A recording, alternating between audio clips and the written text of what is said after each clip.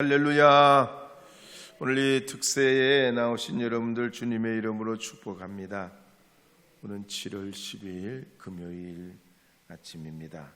하나님이 도우시고 역사해 주셔서 오늘 이 새벽에도 우리에게 더하시는 그 은혜를 베풀어 주시고 충만케 하심을 믿습니다.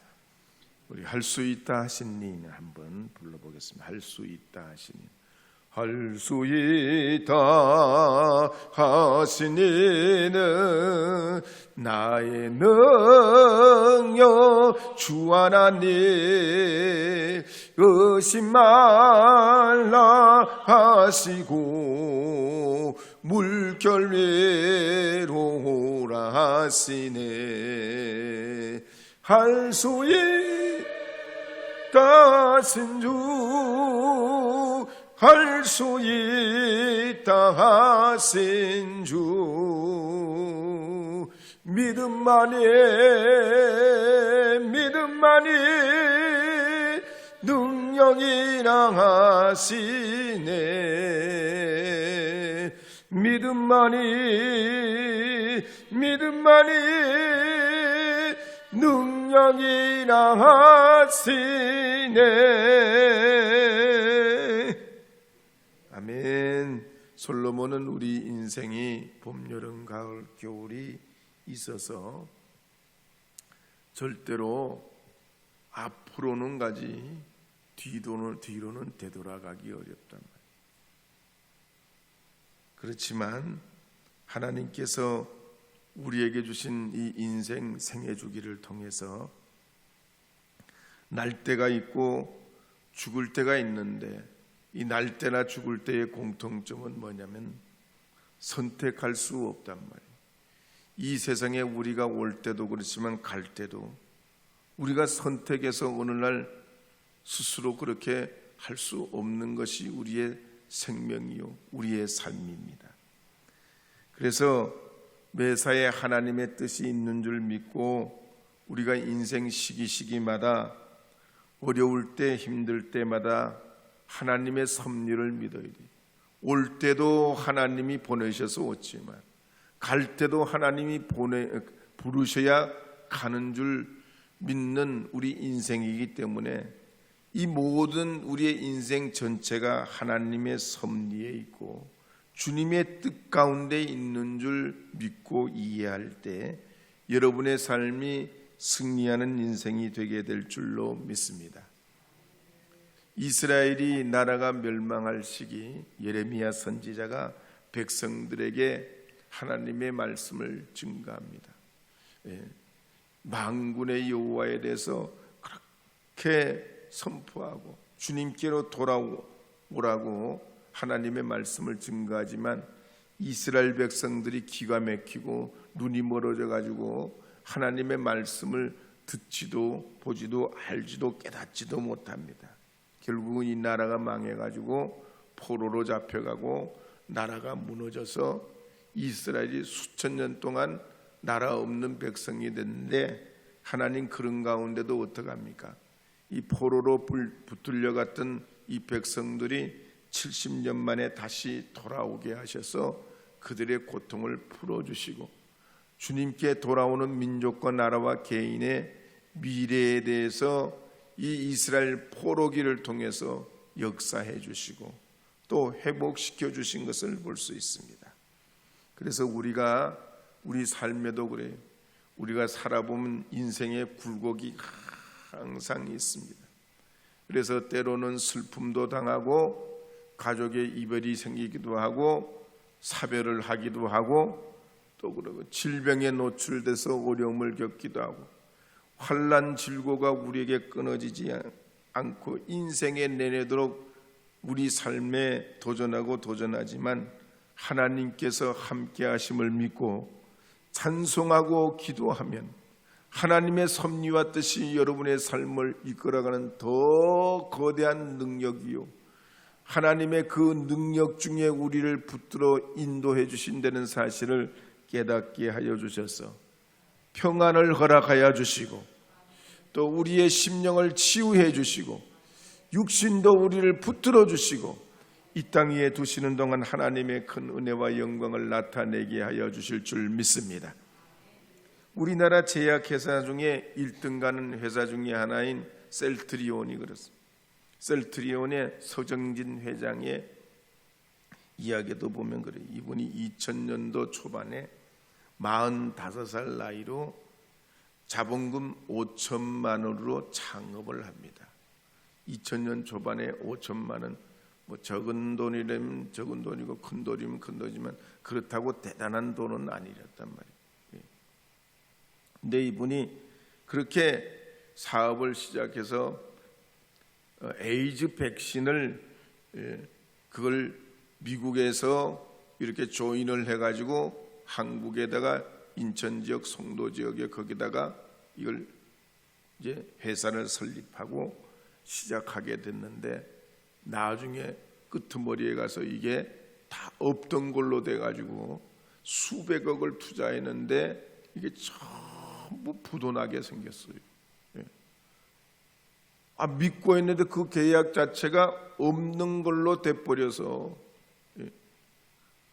그만 이 사람이 공장도 짓고 부지도 마련하고 많은 투자자들을 그렇게 모집해가지고 했는데 이게 그냥 다 무위로 돌아가서 이 사람이 자살까지 하려고 했습니다.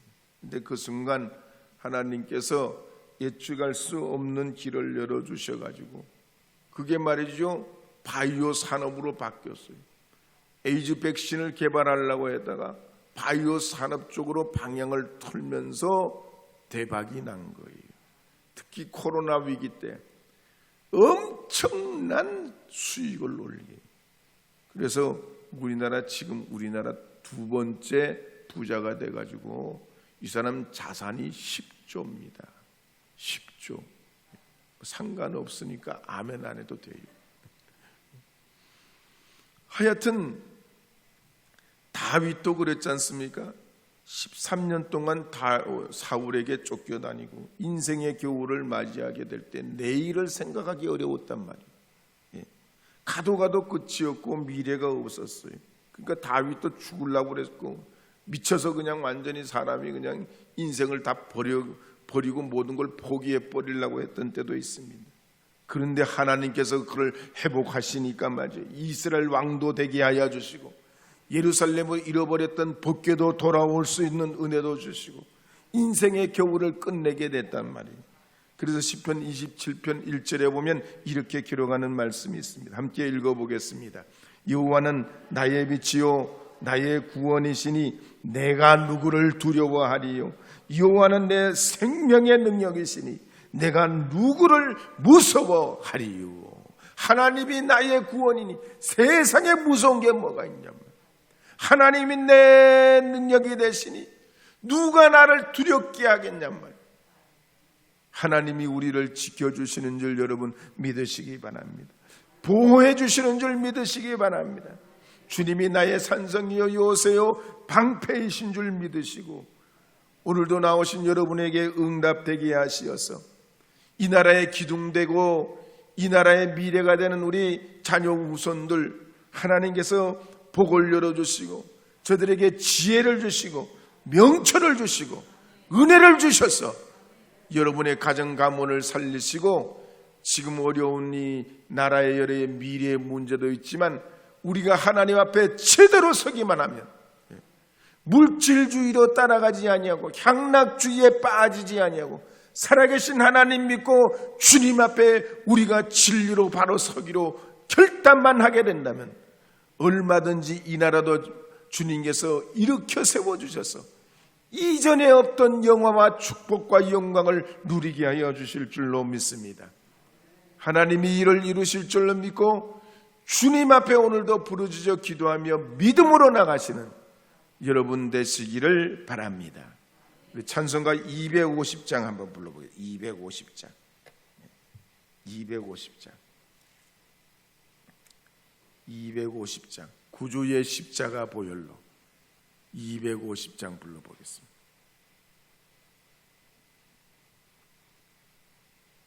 250장 찬송가 보시면서 하시겠습니다.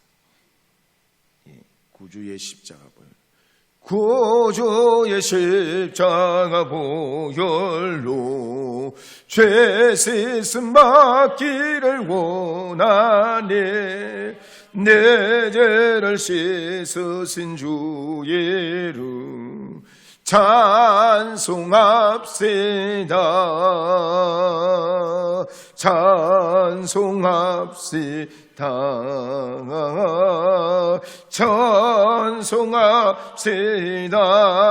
찬송합시다. 내 죄를 씻으신 주 이름 찬송합시다.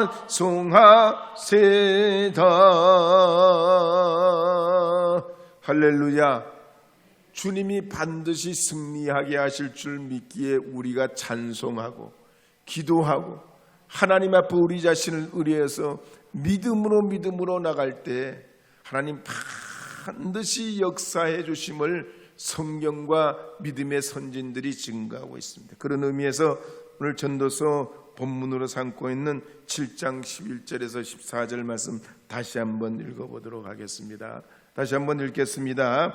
지혜는 유산같이 아름답고 햇빛을 보는 자에게는 유익이 되도다.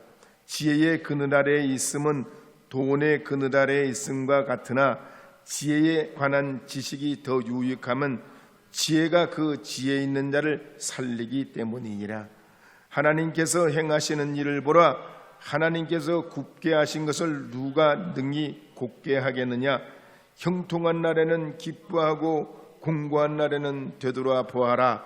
이 두 가지를 하나님이 병령하게 하사 사람이 그의 장래일을 능히 헤아려 알지 못하게 하셨느니라.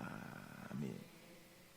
하나님께서는 우리 인생에게 세 가지 축복을 주셨습니다. 첫째는 노동할 수 있게 해주셨어요. 그래서 건강해서 우리가 움직이고 일한다는 건 정말 축복이에요. 땀 흘리고 우리가 살아가는 삶에서 내가 최선을 기울일 수 있는 우리 인생의 건강이 있다는 건 하나님이 우리로 하여금 큰 은혜 중에 은혜를 주신 줄 믿으시기 바랍니다.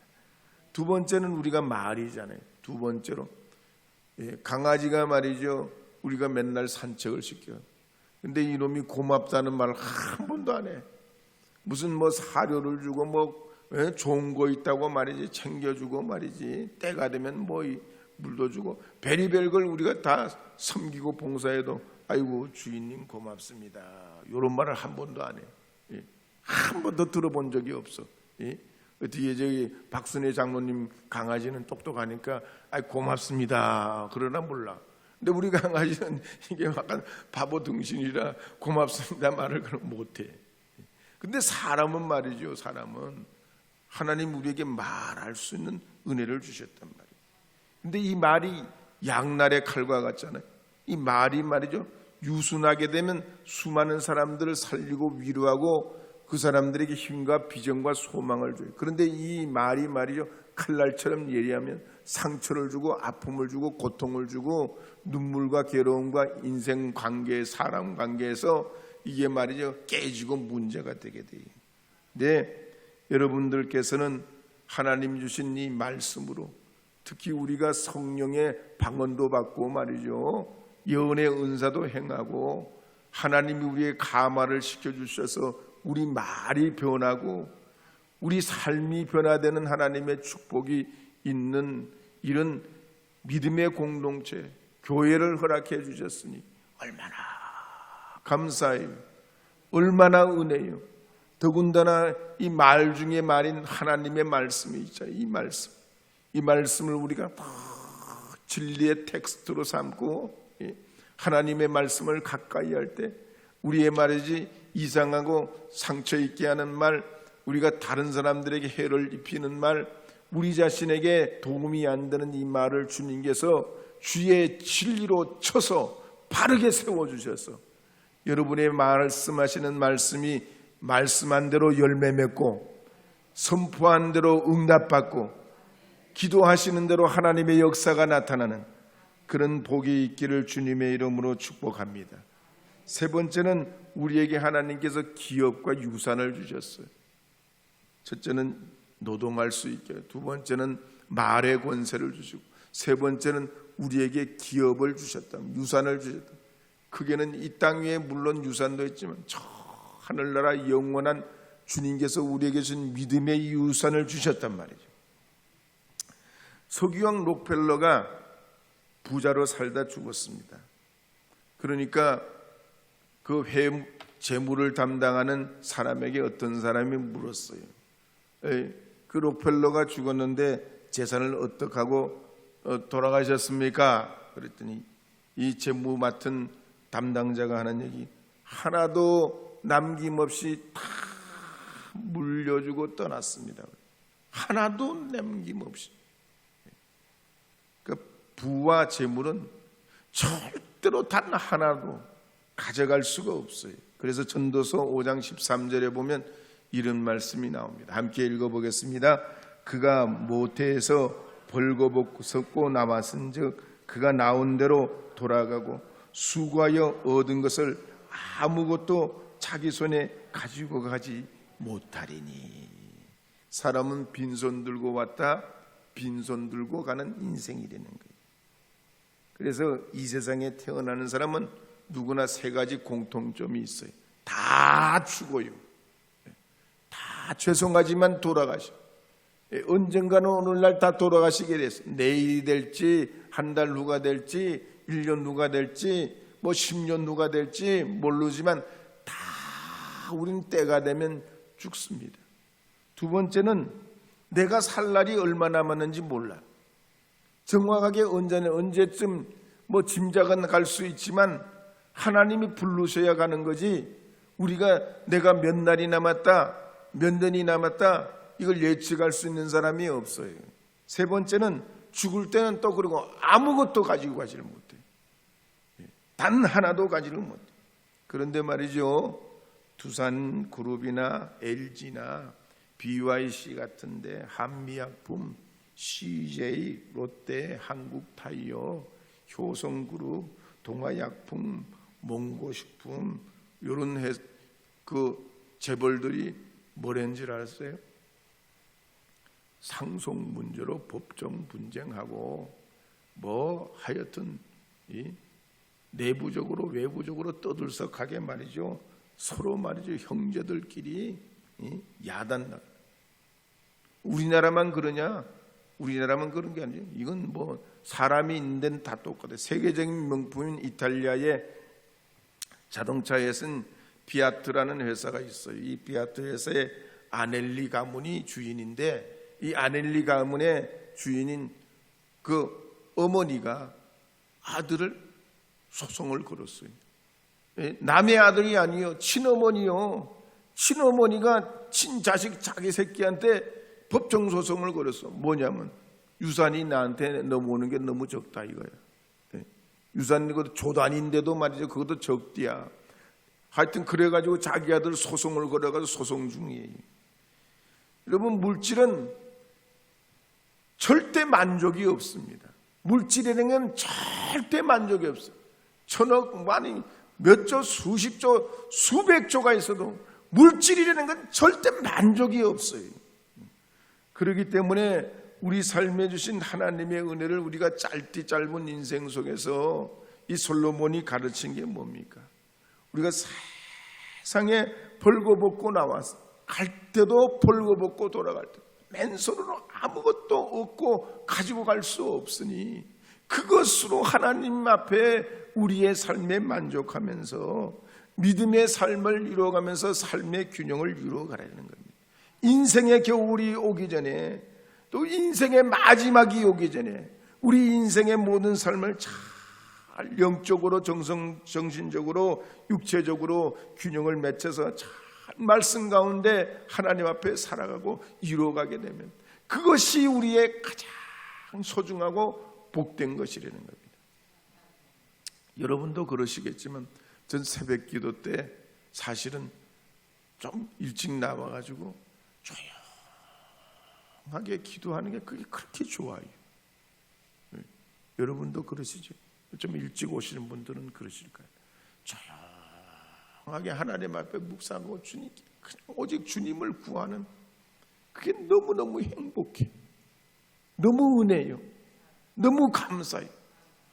또 시간이 나서 하나님의 말씀을 잘 읽고 묵상하면서 이 말씀에 하나님 뜻하시는 바가 뭔지 그 음성 들으려고 말씀에 귀를 기울이고 있을 때 그보다 더 좋은 은혜가 없어.